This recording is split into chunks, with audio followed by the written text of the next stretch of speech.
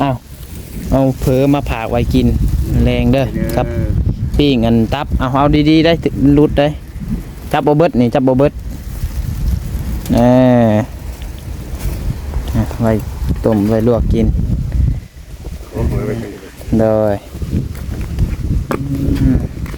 มีFCเป็นคอมเมนต์เพิ่นว่าบ่คืออยู่ไทยอยู่เนาะอยู่ไทยนี่เทคานก่อนจังก่ออันนี้ก็เพิ่นเทคานคือกันอันนี้ก็เนาะที่ว่าเพิ่นเอิ้นได้ก่อยังไงก่อพาซาวก่อนเพิ่นว่าขนาดขอเทคานคอดินตัวนี้โดยบางคนสิเทก่อนเนาะเทก่อนจังก่อขึ้น1,100เขาคนไทยทั้งของเล่น1,100ของ1,100จังหวะ1,100คานเท่านี้แหละคนเลย1,100เอามาเงินแต่ว่าคานซื้อโดยแต่มันคือตัวเดียวกันเลยคาน100กับ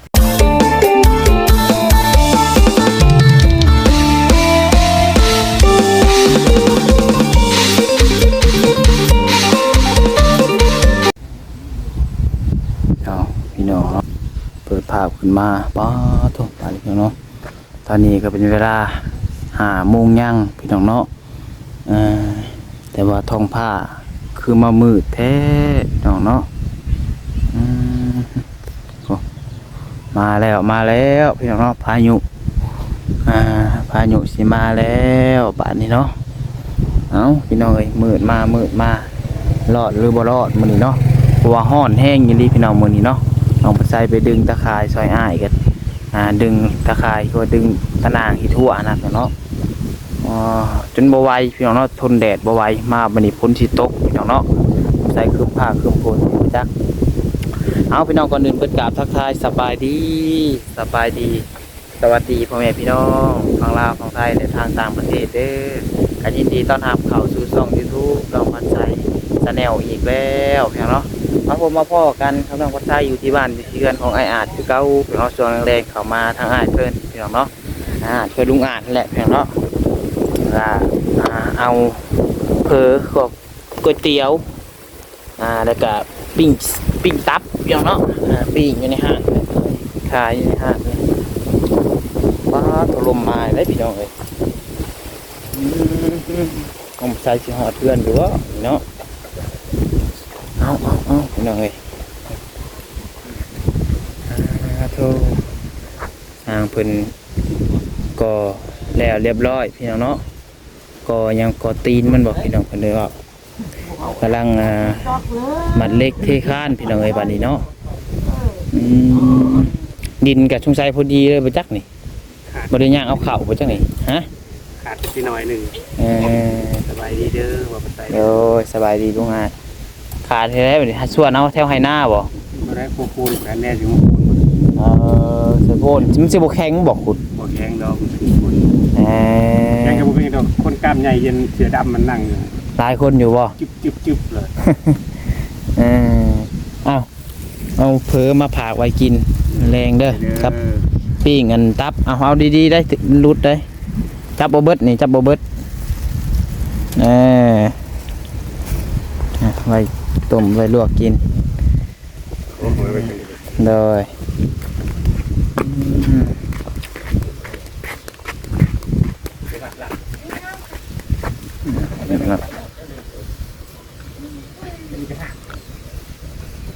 มันได้มื้อนี้คนเขามาหาหลายอยู่บ่มีเลยบ่มีเลยใช่ครับเบาเสียงออกไปวางใดแล้วเบาเสียงเข้ามาแล้วแต่ว่าไอ้เตียงบ่ได้เข้ามาบ่ได้เข้ามาโอ้พออุปกรณ์สำคัญซื้อเข้ามาให้เบิดแล้วเนาะงบหาเบิดแล้วเนาะก็เบิดแล้วแต่ว่าอุปกรณ์น่ะครบเบิดแล้วบ่ซะก็ยังกับบ่ฮู้คือกันก็ว่าได้ฮู้เพราะว่าตอนนี้มันก็ยังมีอยู่ยังมีงบฮะพ่อก็สิพ่อก็ดินสร้างเพิ่นว่าทรายกับหินสร้างเพิ่นว่าบ้านประตูด้วยสาบ้านประตูบางเอี่ยมบ้านประตูบางเอี่ยมก็ยังว่าห้องครัวต้องได้ใส่ห้องครัวแล้วเนาะปองนึงบ่คือ2 ปองนี่แหละพอก็ใส่ห้องน้ำบ่ใส่บ่ใส่ได้ห้องน้ำบ่แม่นแล้วจานว่าเนาะห้องน้ำก็ใส่บ้านประตูพร้อมเวลามันร้อนแหละ ขายออกมันจังเย็น เวลาเขาอาบน้ำก็เขาถ่าย แล้วลูก มันฮ้อนได้แง่งเลยขายออกเลย มันบ่แม่นแล้วน่ะเนาะ บ่แม่นแล้วคิดสูตรแล้วกันว่าซั่น เพิ่นสิถามหาสร้างอีกแล้วเนาะ บ่ยาวสิเฮ็ดอยู่บ่แบบนั้นน่ะบ่กล้าเฮ็ดคือกันเด้อเนาะ ยันเสียสร้างบ่เจ้าเพิ่นสิถามหาสร้างนำมาสร้างแล้วว่าสร้างบ้านใดเฮ็ดนี่เนาะ คือบ่แปลกแต่ว่าสิเนาะ ของบ้านเพิ่นบ่ได้ทางเต็มจำได้เจ้าของบ้านแล้วเอ้ย อืม เจ้าของบ้านมาก็เฮ็ดได้บ่ เอาหยอกกันอย่างนี้แต่ก็ไวเติบเนอกสร้างเพิ่นก็เนาะ โดย แต่ผลและสิมาเจ้าวัดวิทย์อยู่บ่นี่ มาเฮาวันที่11บ่ได้เพิ่นว่า ผลนี้ เห็นบ่เสียงเพิ่นว่าเอาฮอดที่11 อืม สิตกกลางคืน แต่สิตกกลางคืน เฉพาะกลางคืนแบบ ก็ดีคืนคะแนนตกแต่กลางคืนเนาะเพราะว่ากลางเว้นท่านจังสิได้เฮ็ดเวียกเฮ็ดเวียกไว้เมื่อยกลางคืนมันจังสิได้นอนพักผ่อนแบบเต็มอิ่มเด้จังหลับสบาย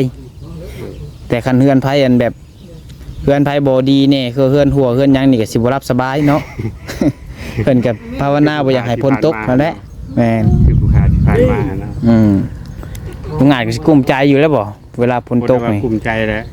แนวเห็นผู้ภาพมืดฝนมานี่ก็โอ้ยอุกใจถาเลย อืม อยู่ใจจะดี ขี้ง้อแล้วเนาะจักในใดจักเฮือนบ่สิไปจักอันใดสิไปเนาะ สิไปจักได้คน จักบ่จักหัวบ่จักเฮือนยันเฮือนไปแน่ บางคนก็ยันตัวนั้นเวลาฝนตกกันเนาะมีทั้งข้อดีข้อเสียพี่น้องเอ้ยแต่ผู้ใดที่เฮือนดีๆแน่แบบ เพิ่นก็อยาก พอมีแน่แม่นกลางค่ำกลางคืนมาเพิ่นอยากให้ฝนตกก็เลยบางคน อากาศที่ได้เย็นเพิ่นก็อยู่สบาย แม่นลมมาก็มาโลดเนาะบ่ได้ญาติเฮือนข่อยแน่นนาบางคนผู้เพิ่นอยู่เถียงนาน้อยเสาก็ค่อยเละแล้วเพิ่นก็สิคุ้มใจแน่พี่น้องเนาะ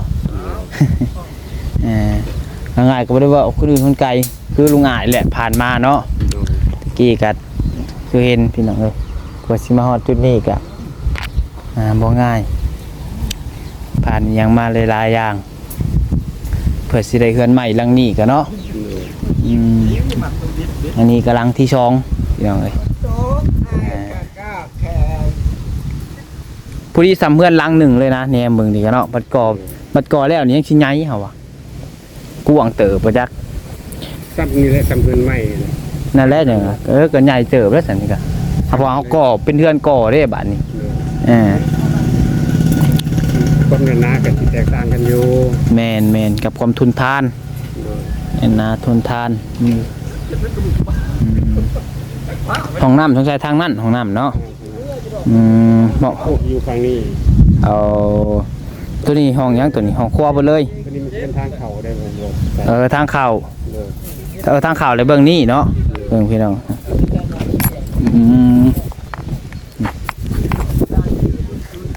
ทางเข้าเบื้องนี้ประตูห้องน้ำได้ครับทางไหน ตรงนี้นะ ทางเบื้องพุ่นบ่เบื้องนี้เลยทางเข้าห้องครัวก็อยู่นี่ แล้วก็ของครัวอยู่นี่ ประตูห้องน้ำเลยเบื้องพุ่นปองเอี่ยมอันนี้เนาะปองเอี่ยมไปทางได้ปองเอี่ยมทางพุ่นบ่ ทำบ่เตียงเพิ่นไปวางได้ ฮักยังบ่ฮู้ปองเอี่ยมเนาะ แต่ทางนี้ไปทางนั้น เลย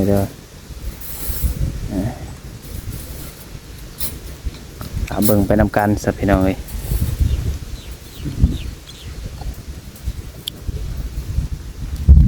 มื้อนี้สร้างเพิ่นก็คือสิได้แต่มามัดเล็กไว้ไปจักมื้อนี้เนาะก็จักสิแล้วบ่แล้วมัดเล็กนี่ก็ยันหึมลงมานี่ก็พากันปบเพิ่นไปจักนี่เนาะ ยันได้ยันมันมาบาทเดียวนี่พากันปบเพิ่นไปจักยังทางนี่ส่วนดินเขาบ่เพิ่นบ่ให้บ่เอาดินเพิ่นขอแล้ว เอาโลดเพิ่นว่าบ่ยันมันต่ำดอกเพิ่น เพิ่นแฮงอยากให้ขุดลงบ่จัก แล้วมันสิว่าเอาโลดเพิ่นว่าบ่ยันมันต่ำดอกเพิ่นว่าถ้ามันเข้าบ่ได้ก็เอาล้อสุกเอาเพิ่นว่าคือเห็นล้ออยู่เพิ่นชวนเอาก็เพิ่นให้แต่ว่า เด้อทมให้มันเต็มเบิดเนาะ มันยันมันต่ำเพิ่นว่าบ่ยันมันต่ำดอกนี่นะ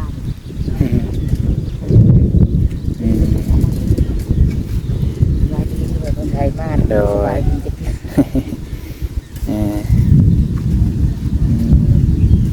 โอ้คันเป็นแนวเข่าเบิ้นทัน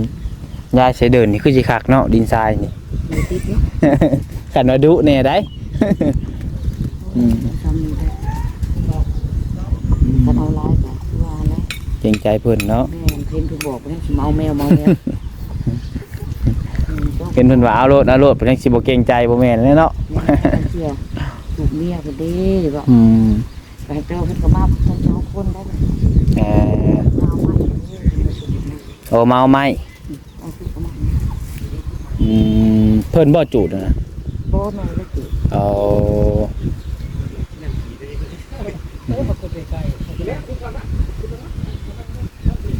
เพิ่งกินเนาะเอาเบิ่งทางนี้บัดนี้เนาะเด็กเพิ่นก็มัดแล้ว2ข้างแล้วพี่น้องเนาะ2ห้อง2ข้าง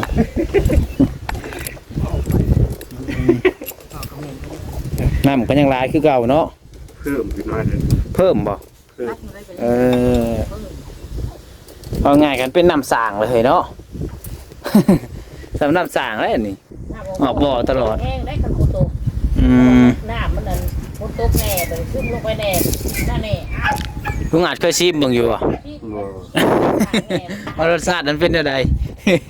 บ่กล้ากินดอกน้ำปูนใหม่กัดใส่ มาเป็น4-5เดือนเนาะ คือว่าเขาต้องใส่งานเบิ่งก่อนเนาะแล้วจังนั้นชิมเบิ่ง เลย บ่ใส่งานของน้ำนี่นะ เอาบ่แม่นแล้ว คนละไส้แล้วเนาะ แล้วก็ได้ใส่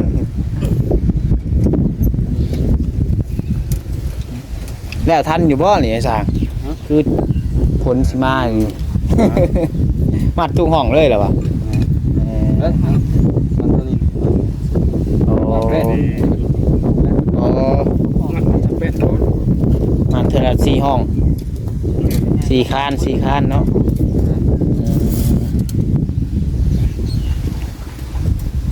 ว่าแผ่นบ่พอ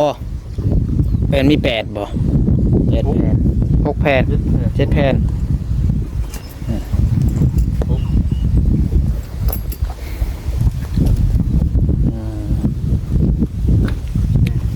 มี FC เป็นคอมเมนต์เพิ่นว่าบ่คืออยู่ไทยอยู่เนาะอยู่ไทยนี่เทคานก่อนจังก่ออันนี้ก็เพิ่นเทคานคือกันอันนี้ก็เนาะแต่ว่าเพิ่นเอิ้นอะไรก่อยังไง ก็พาเช้า ก่อพาซาวก่อน ตัวคนเราตนาขอเทคานคอดินตัวนี้ โดย ตัวดิน บางคนสิเทก่อนเนาะเทก่อนจังก่อขึ้น 1,100เขาคนไทยทั้งของได้1,100ของ1,100 จังหวะ 1,100 1,100 แต่คานเท่านี้แหละเพราะเลยอันนี้เป็น1,100เอาวางเงินแต่ว่าคานซื้อ โดย แต่มันก็ตัวเดียวกันเลยคานร้อยกับคานซื้อมันก็ตัวเดียวกัน โอ้1,100มันคันนะ แต่ส่วนมากแล้วเขาสิบนิยมเห็ดแบบนี้เขาสิบนิยม มันบ่มีนั่น เขานิยมเห็ดแบบนี้ เขานิยมเห็ดเขานิยมเทคานโลด อยู่ไทยฮะ เออ เอ่อ แม่นบ่ยัง บ่1,100มันคัน บ่แล้วว่าคานหลัง เอาคันหนึงนะ เขาจะเทคานใหญ่เลยนะ คันลอยก็อีกแบบหนึ่งเลยเนาะแบบเทอัน เรื่องมันบอก 1,100ถือว่าแบบมันลอยมันบ่มีอันนี้เลยแบบเอานี่ออกเลยมีแต่เอาน้ำไม้รองพื้นเลยเทเอาแล้วมัน1,100 เอ่อ ถ้ามันมีอันห้อง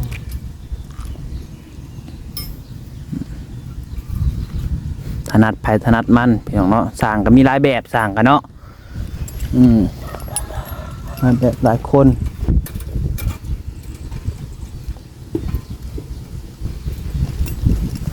ผู้ใดมัดบ่ระวังนี่ก็ปักมือเลือดออกได้นี่ เฮาก็เท่าไรคือเฮาก็ตอนเฮ็ดอยู่เฮือนตัวเองก็มือจนหมุนเบิดนิ้วโป้ง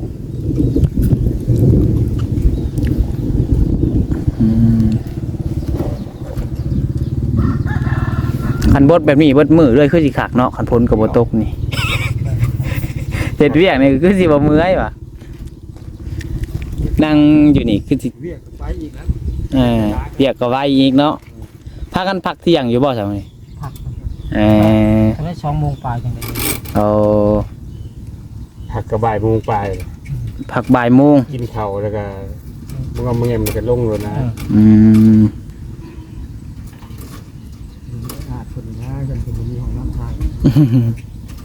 ชาใจไอ้นี่บอกว่าซื้อได้อยากให้เท่ได้ดิ มีใครเท่เลยเท่ห้องน้ำนี่ แม่ จากแรกคะแนนบอกก่อแต่ห้องน้ำมาก่อนเนาะ บ่ได้ยังมื้อคืนพอได้เข้านะ เออ อ๋อคือบ่ได้เคยบ่กินยอกเคยกันกลางเว้นแค่นั้นก็ได้มันคือระเบิดไปโดนได้ก็ได้กันกลางเว้น กลางคืนแหวนตั้งว่าดอกเนาะกับตารางเทียเฮือนหากมีไผฮู้ จะสิพูดบ่ เอ้า ได้แล้ว เอาจะหน่วยย่านแห้งเด้กลางคืนคือว่าพ้นตกแห้งกับเต้าเลยขุดคุ้มเลย อันนี้ว่าไปซื้อพี่น้องเนาะพอได้หัว ขอโทษขออภัยนำเด้อที่ผู้กำลังทานข้าวทานน้ำ แล้วบางคนนี่มักเบิ่งคลิปตอนกินข้าวได้บางคน นั่นแหละ เอากับผู้หนึง ขอโทษขออภัยนำเพิ่นเด้อสื่อสารหาความกันได้ที่ทางบอกไทยกันบ่เรื่องขี้เรื่องเงี่ยวไปแห่งนี้เดี๋ยวไปนี่ เรื่องงบนี่ก็จักสิพ่อบ่พ่อพี่น้องน้อยเบิ่งช่งคือสิยังบ่พ่อดอกพี่น้องเอ้ย เบิดแล้วงบเบิดแล้วบ่ใส่ เอาง่ายก็งบเบิดเนาะ ปูนก็บ่พอแล้วปูน ทรายก็บ่พอหินก็บ่พอแต่งบก็เบิดแล้ว กะว่าอันเฮทรายอีกบ่มัดจักรถให้แน่ละรถน่าสิพ่อบ่อู้ยค่อยปิดเครื่องบินแล้ว คักเลยตายหมู่นะ นั่นละบอกเขาในเตียงเราก็ถ่ายเฮ็ดจูแบบนี้ก็ปิดเครื่องบิน หมู่บ่เหงาเอาเลย ปิดเครื่องบินแล้วมันถ่ายได้อยู่เฮาบ่ได้เปิดเน็ตเปิดหยังดี แม่น แต่ว่าบางคนเพิ่นก็ว่าบ่เกี่ยวบางคนก็ว่า อยู่กลางทุ่งนาบ่ต้องไปเสี่ยงเลยอยู่กลางทุ่งนาเอาไว้ก่อนเลย อืมจึงปิดไว้ก่อนเลยนี่ สายรอฟ้าใครอยู่น่ะ ทิศเครื่องลื่นเล่น อืม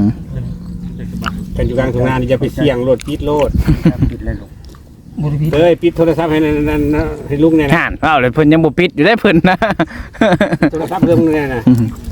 ปิดเครื่องเลยหมดเครื่องเลย บ่นี้เข้ามาแต่เช้านี่ผู้บ่ แม่นบ่นิวเข้ามาเลย อืม นอนตกลุงน้องนับสั่งแล้วอ่ะได้ดูเนาะ เพื่อบ่อยากอัดพามนก็ไฟให้อันอาดเฮ็ดอันบ่อนอาบแดดก็ได้ มันร้อนแห้งๆแล้วก็เฮ็ดบ่อนอาบแดด น้ำมาใส่ขาดอยู่แล้ว ทักหน้ามาดินอีก มา นี่ ดิน อืม โอ้ยจะลองมันทำตามที่ว่าเป็นที่อาดเขา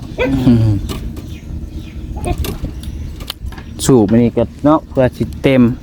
ก็ซ้ำๆกันนั่นแหละสูบกับตักก็ บ่เรามาดินยังไม่ได้ตักไก่เนี่ยใครนี่ สะเขาโลดเนาะ สา คือเอาคันมีจักดูดน้ำก็จักมาดูดโลดเฮงไว้ จุ่มลงเลย ปิดได้บ่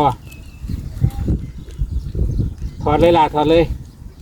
ไม่ต้องสารแบตก็ได้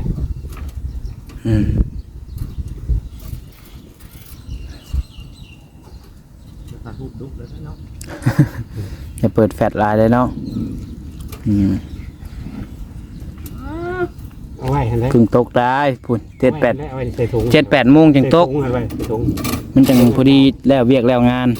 ใส่ทุกอย่างกันเก่าอะไรไว้ เอาขากูทั้งกูเอาขนาดเต็งกันแบบ จากกันในโทรศัพท์นะ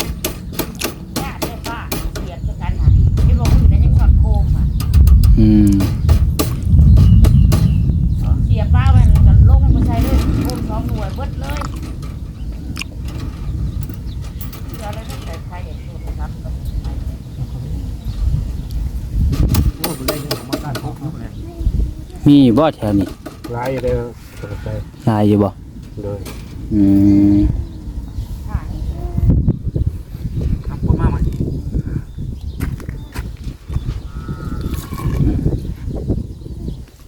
พี่น้องเนาะ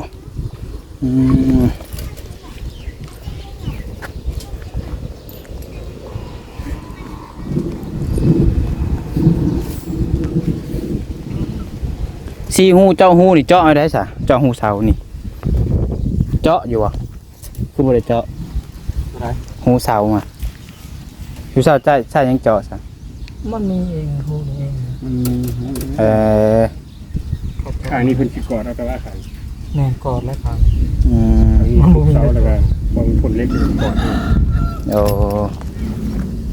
แล้วจังหวะถามว่าเจาะนั่นได้บ่ มันรักษาไอ้รุ่นใหญ่บ่มีผมมี อืม ลูกน้อยเนาะเจาะ สีบ่เข้าคือเก่าเนาะ มันมีเจาะธรรมดา มีเจาะขนาด อืม มีกระแทก มันต้องกระแทกแล้วบ่กระแทกบ่ได้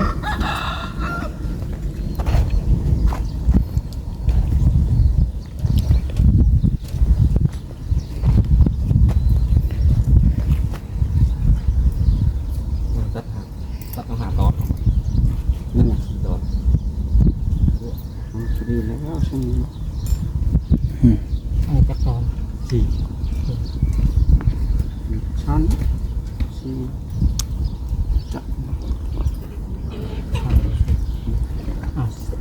สีเลย อ้าวพี่น้องเนาะ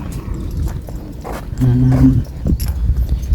เบิ่งถ้าชมไปนำกันอีกพี่น้องเอ้ยมื้อนี้ก็คือสิได้ประมาณนี้แหละพี่น้องเนาะทางๆหมดก็มื้ออื่นมาเริ่มใหม่อีกพี่น้องเอ้ยมื้ออื่นนี้เริ่มเทคาน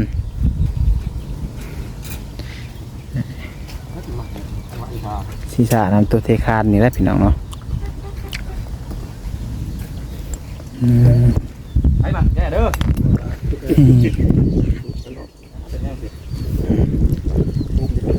ไป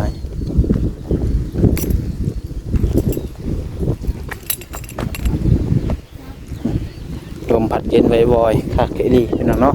เอาโอเคเลยสิพี่น้องเด้อเนาะคลิปนี้ก็ถามว่ามีผู้หลักผู้ใหญ่ใจบุญทันใดเนาะจะเคยเหลือสมทบทุนเนาะสร้างห้องน้ำของครัวให้ทางโรงงานผ่านทางน้องพัดไส้ก็ยินดีพี่น้องเนาะสี่ผู้หลักผู้ใหญ่ถามว่าเพิ่นเห็นคลิปเนาะพี่น้องเนาะตัวนี้งบก็ยังบ่พอพี่น้องเอ้ย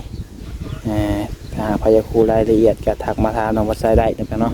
โอเคพี่น้องเอ้ยสำหรับคลิปนี้ก็ขอลาไปก่อนแล้วขอบคุณก็สิมาเลยพี่น้องเนาะจะชอดเลือดระบอนี่ก็ได้เอา